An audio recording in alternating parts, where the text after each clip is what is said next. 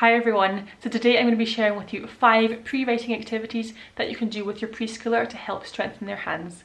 Let's go. Activity number 1 is transferring with tongs.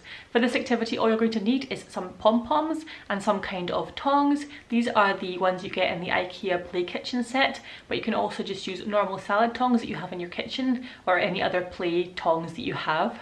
So what you're going to do is you're simply going to transfer the pom-poms from the table into a container. So this container could just be a normal bowl, or it could also be, like I'm using here, an ice cube tray. And this is a very simple activity which can be made more difficult or less difficult depending on your preschooler's ability level. So you could use smaller pom-poms or smaller objects if this is too easy for them. And similarly, if you have a slightly younger child, then you can maybe use slightly bigger pom-poms, and that makes it a little bit easier.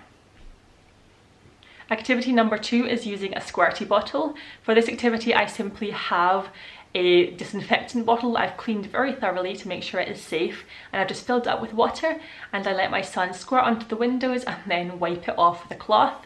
This is a really fun activity and my son really enjoyed this one. It got a lot of use, this activity, in our household over the last little while.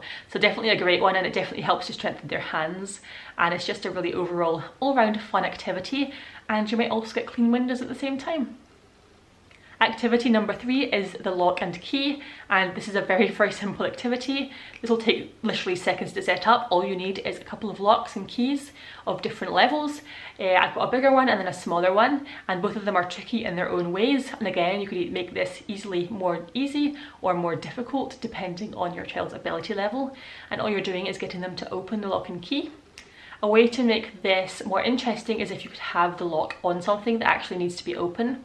So if you have a lockbox, you could put the lock on your lockbox, and there could be something inside that kind of incentivizes them to open the box.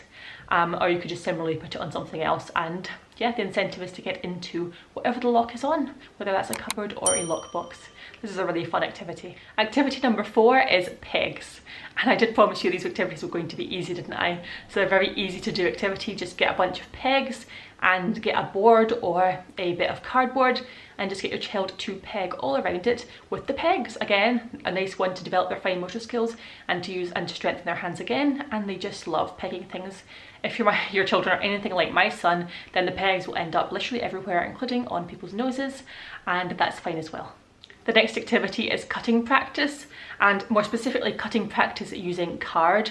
So here I've just cut up paper plates into strips, and my son is going to just cut those strips. This is a fairly easy activity, but my son is still just learning his cutting skills now, so we had to do a lot of training him to turn the scissors around the right way, and this took a lot of energy for him.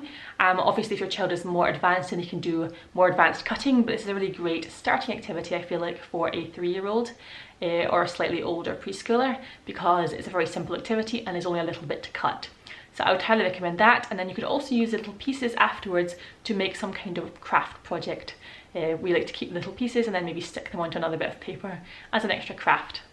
So those are today's 5 activities, really simple, take literally a few seconds to set up.